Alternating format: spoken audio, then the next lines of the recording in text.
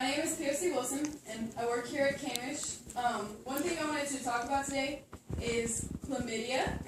And some topics I want to discuss with you guys is what it is, how common it is, who's at risk, some signs and symptoms, complications, prevention, and the treatment for chlamydia. So for those of you that don't know, we are actually seeing a lot of patients come in for STDs.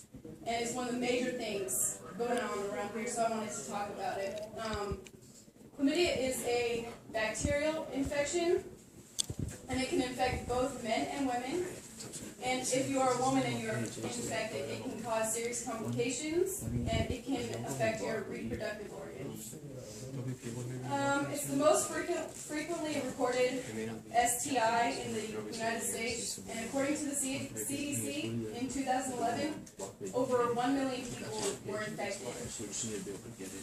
And annually, 2.86 million. They estimate 2.86 million infections each year. Most cases aren't reported due to the fact that it's asymptomatic, meaning there are no symptoms or no signs of it. So most go unreported. And it's most common among young people, like say maybe 14 to maybe 21. And it's like 1 in 15 females ages 14 through 18 are actually infected with chlamydia. Who is at risk? Anyone sexually active. Most young people are at high risk due to behavioral and biological reasons, and men who have sex with men are also at risk due to the fact that it can be passed rectally, orally, anyway. Some signs and symptoms. It's a silent infection. Most signs or symptoms won't appear until several weeks after the exposure.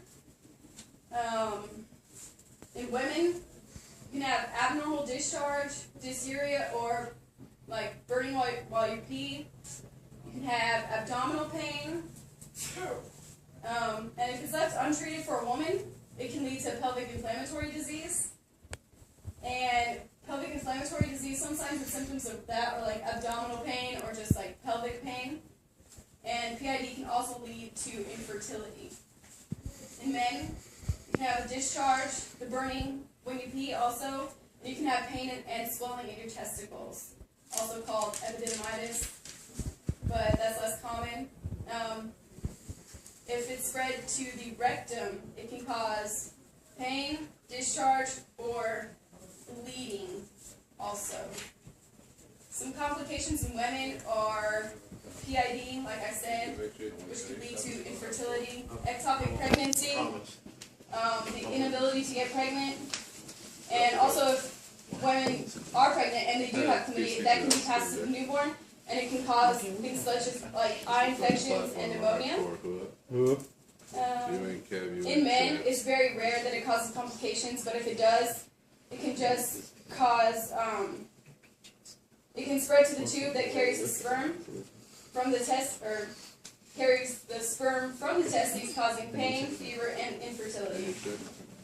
Some prevention.